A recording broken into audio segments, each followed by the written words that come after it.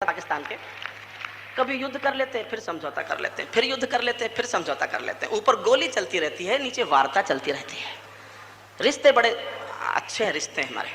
लेकिन अगर वाजपेयी जी जब लाहौर गए तब भी करगिल घुसपैठ हो चुकी थी, तो फिर लगता है कि अब रिश्ते समाप्त। अगर कोई दोस्ती का हाथ बढ़ाते समय उसको मालूम है कि वो दूसरी तरफ कुछ गड़बड़ कर रहा है, फिर दोस्ती से गले मिल रहा है, तो दुख होता है कि लगता है कि रिश्ता समाप्त होने की प्रक्रिया है। मैं ऐसा मान के कविता आपको सुनाता हूँ। करगिल युद्ध के बाद कवि क्या सोच सकता है। मैं युद्ध का हिमायती कभी नहीं था, हिंसा का समर्थन नहीं करता। मेरी मान्यता रही है, मैं वो कलम नहीं हूं जो बिक जाती हो दरबारों में। मैं शब्दों की दीप सिखा हूं अंधियारे चौबारों में। मैं वाणी का राजदूत हूं, सच पर मरने वाला हूं, डाकू को डाकू कहने की हिम्मत करने वाला हूं। मेरी कलम वचन देती है अंधियारों से लड़ने की, राजमहल के राज मुकुट के आगे तनकर अड़ने की। उस कवि का मर जाना ही अच्छा है जो खुददार नहीं। देश जले मैं कुछ ना बोलूं, मैं ऐसा गद्दार नहीं। देश जले मैं कुछ ना बोलूं, इसलिए करगिल युद्ध के बाद मैंने कविता बोली है। दुश्मन ने विश्वासघात का छुरा पीठ में गाड़ दिया, दुश्मन ने विश्वासघात का छुरा पीठ में गाड़ दिया।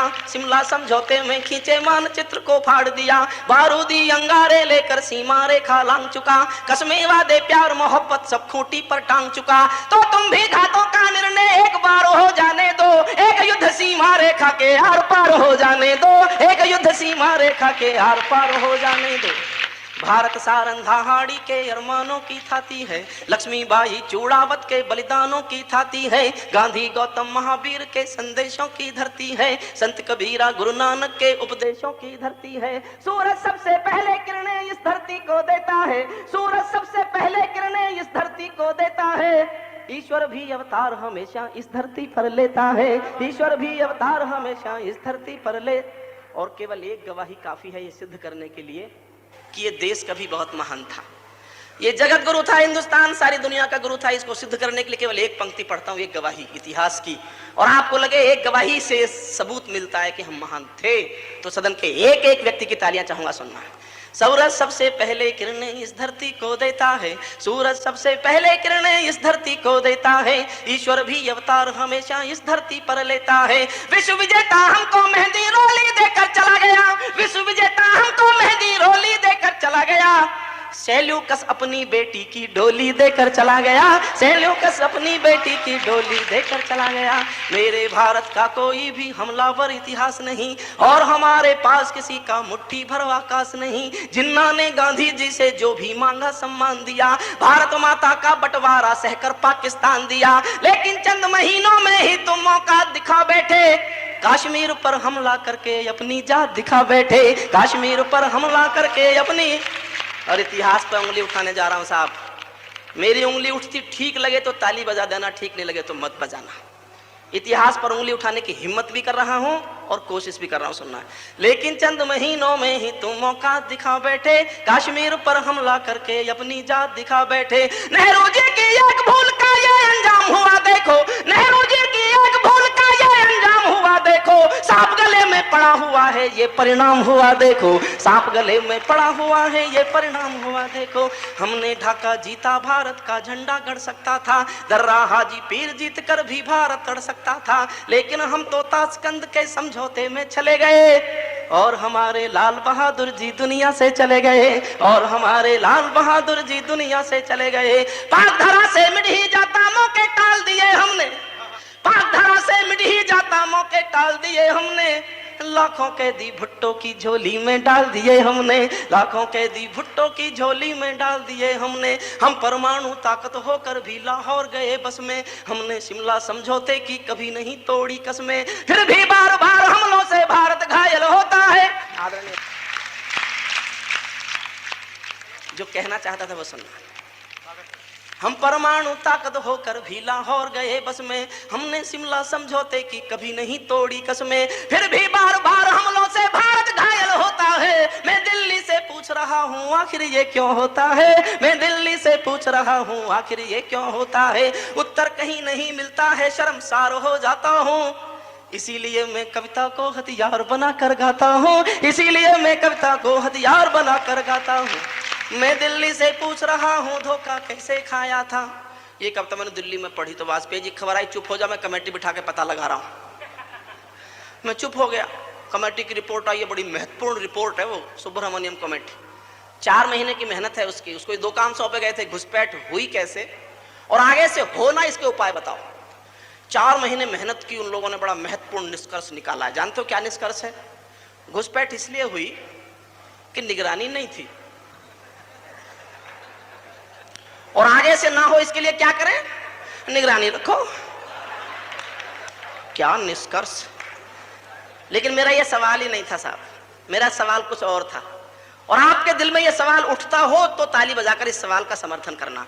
मैं दिल्ली से पूछ रहा हूं धोखा कैसे खाया था, मैं दिल्ली से पूछ रहा हूं धोखा कैसे खाया था, भेष बदल कर रावण मेरे घर में कैसे आया था। क्या निगरानी वाले सूरज का पहरा गद्दारी था, क्या निगरानी वाले सूरज का पहरा गद्दारी था, या सोने का हिरण हमारी देशभक्त पर भारी था, या सोने का हिरण हमारी देशभक्त पर। और इससे भी बड़ा छाला एक दिल में, आप आज्ञा दें तो मैं उस छाले को फोड़ना चाहता हूं, जी भरकर समर्थन चाहता हूं मैं आपको। और यह सवाल कचोटन बनकर आपके दिलों में उठता हो, आपके दिलों में कील की तरह फंसता हो यह सवाल, तो मुझे हिम्मत देना कि मैं इस बात को और शक्ति से पूरे देश में गा सकूं। जो हमलावर मेरे पर्वत की सीमा में आए थे, जो घुसपैठी मेरे पर्वत की सीमा में आए थे, अपनी अपनी मुट्ठी में बारूद छिपा कर लाए थे, जो मंसूबे बांध रहे थे वे करगिल को बांटेंगे और सियाचिन भारत माँ के मानचित्र से काटेंगे, जिनके कारण जली चिता की राख अभी तक गर्म पड़ी, कल परसों जो भरी गई थी मांग बिना सिंदूर खड़ी, जिनके कारण श्वेत हिमालय गर्म खून से लाल हुआ, जिनकी तोपों के गोलों से घायल मां का भाल हुआ, उनको क्षमादान देने का निर्णय कैसे लिया गया, उनको घर से वापस जिंदा जाने कैसे दिया गया।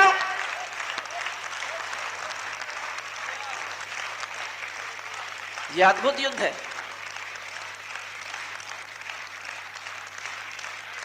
मैं अपने गांव गया था, मेरे गांव के किसानों ने पूछा यह क्या हुआ था भाई, तू पढ़ा लिखा है, जरा हमको हिंदी में समझा दे। मैंने कहा साहब हुआ कुछ नहीं था, मान लो आपके घर में कोई डाकू आ जाए और आप चुपके से टेलीफोन कर दें पुलिस को, पुलिस आके डाकू को घेर ले, उस डाकू को मार सकती थी, पकड़ सकती थी, समर्पण करा सकती थी, लेकिन पुलिस को ऊपर से आदेश आया इस डाकू को मत पकड़ो, इस डाकू को मत मारो, ये वापस जाना चाहता है, वापस जाने दो।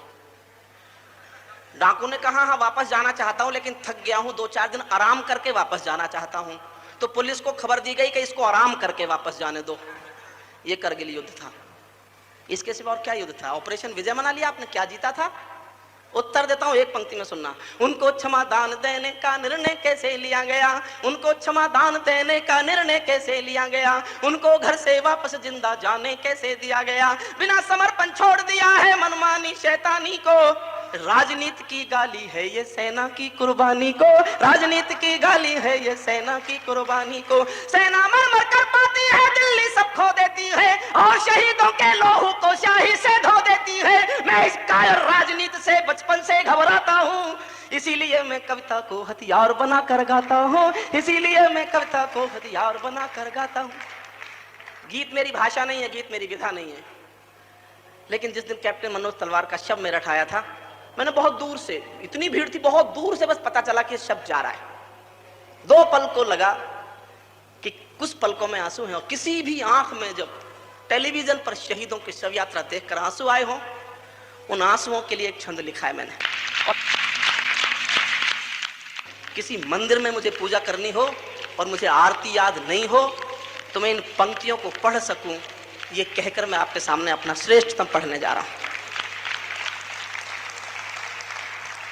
मैं दिनकर का 5 जन्म भी गहन मौन में खोया हूँ, मैं दिनकर का 5 जन्म भी गहन मौन में खोया हूँ, उन बेटों की याद कहानी लिखते लिखते रोया हूँ, जिन माथे की कुमकुम बिंदी वापस लौट नहीं पाई, जिस माथे की कुमकुम बिंदी वापस लौट नहीं पाई, चुटकी झुमके पायल ले गई कुर्बानी की यमराई, कुछ बहनों की राखी जल गई है बर्फीली घाटी में, वेदी के गठबंधन मिल गए हैं करगिल की माटी में, पर्वत पर कितने सिंदूरी सपने दफन हुए होंगे, 20 बसंतों के मधुमासी जीवन हवन हुए होंगे, टूटी चूड़ी धुला महावर रूठा कंगन हाथों का, कोई मोल नहीं दे सकता बासंती जज्बातों का, कोई मोल नहीं दे सकता बासंती जज्बातों। एक क्षण को मन में सोचना, एक क्षण के लिए, जो पहले पहले चुंबन के बाद लाम पर चला गया, जो पहले पहले चुंबन के बाद लाम पर चला गया, नई दुल्हन की से छोड़कर युद्ध काम पर चला गया, उसको भी मीठी नींदों की करवट याद रही होगी, खुशबू में डूबी यादों की सलवट याद रही होगी, खुशबू में डूबी यादों की सलवट, उनको भी मीठी नींदों की करवट याद रही होगी, खुशबू में डूबी यादों की सलवट याद रही होगी। उन आंखों के दो बूंदों से सातों सागर हारे हैं, उन आंखों के दो बूंदों से सातों सागर हारे हैं, जब मेहंदी वाले हाथों ने मंगलसूत्र उतारे हैं, जब मेहंदी वाले हाथों ने मंगलसूत्र, उन आंखों की दो बूंदों से सातों सागर हारे हैं, जब मेहंदी वाले हाथों ने मंगलसूत्र उतारे हैं। गीली मेहंदी रोई होगी छुपके घर के कोने में, ताजा काजल छूटा होगा चुपके चुपके रोने में, जब बेटे की अर्थी आई होगी सूने आंगन में, जब बेटे की अर्थी आई होगी सूने आंगन में, शायद दूध उतरवाया हो बूढ़ी माँ के दामन में, शायद दूध उतरवाया हो बूढ़ी माँ के। और आप जानते हैं सारे संसार में ये परंपरा है कि स्त्रियां अर्थी को कंधा कभी नहीं देती, लेकिन सीकर का एक बेटा मरा करगिल में, उसकी पत्नी ने दुनिया में पहली बार नई परंपरा पैदा की। यह संसार में पहली घटी घटना है, इससे पहले संसार में किसी भी औरत ने शव को कंधा नहीं दिया था। दो पंक्तियां पढ़ता हूं साहब। जब बेटे की अर्थी आई होगी सोने आंगन में, शायद दूध उतर आया हो बूढ़ी माँ के दामन में, वो विधवा पूरी पृथ्वी का बोझा सर ले सकती है, वो औरत पूरी पृथ्वी का बोझा सर ले सकती है, जो अपने पति की अर्थी को भी कंधा दे सकती है, जो अपने पति की अर्थी को भी कंधा दे सकती है। मैं ऐसी हर देवी के चरणों में शीश झुकाता हूँ, इसीलिए मैं कविता को हथियार बनाकर गाता हूँ, इसीलिए मैं कविता को हथियार बनाकर। जिन बेटों ने पर्वत काटे हैं अपने नाखूनों से, कल्पना करो कैसे लड़े होंगे -30 टेम्परेचर में। जिन बेटों ने पर्वत काटे हैं अपने नाखूनों से, उनकी कोई चाह नहीं है दिल्ली के कानूनों से।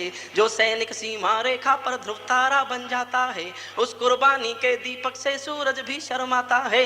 गरम दहानों पर तोपों के जो सीने अड़ जाते हैं, उनकी गाथा लिखने को अंबर छोटे पड़ जाते हैं। उनके लिए हिमालय कंधा देने को झुक जाता है, कुछ पल को सागर की लहरों का गर्जन रुक जाता है। उस सैनिक के शव का दर्शन तीरथ जैसा होता है, चित्र शहीदों का मंदिर की मूरत जैसा होता है, चित्र शहीदों का मंदिर की। और अंतिम पंक्तियां पढ़ता हूं कविता की। बार बार की गद्दारी को भारत क्यों सह जाता है, बार बार की गद्दारी को भारत क्यों सह जाता है। सीमा से ज्यादा संयम भी कायरता कहलाता है, दुनिया में ज्यादा संयम भी कायरता कहलाता है। भैंस के आगे बीन बजाना बहुत समय तक ठीक नहीं, खुद को बिच्छू से कटवाना बहुत समय तक ठीक नहीं। नागफनी पर बेला चंपा कभी नहीं खिल सकते हैं, पत्थर की आंखों में आंसू कभी नहीं मिल सकते हैं, पत्थर की आंखों में।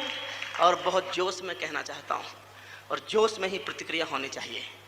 जिनके कारण पूरी घाटी जली दुल्हन सी लगती है, जिनके कारण पूरी घाटी जली दुल्हन सी लगती है। पूनम वाली रात चांदनी चंद्र ग्रहण सी लगती है, जिनके कारण माँ की बिंदी दाग दिखाई देती है। वैष्णो देवी माँ के घर में आग दिखाई देती है। जब तक ये जिंदा है तब तक करगिल जंग अधूरी है। इन जाफर जयचंदों का मर जाना बहुत जरूरी है, इन जाफर जयचंदों का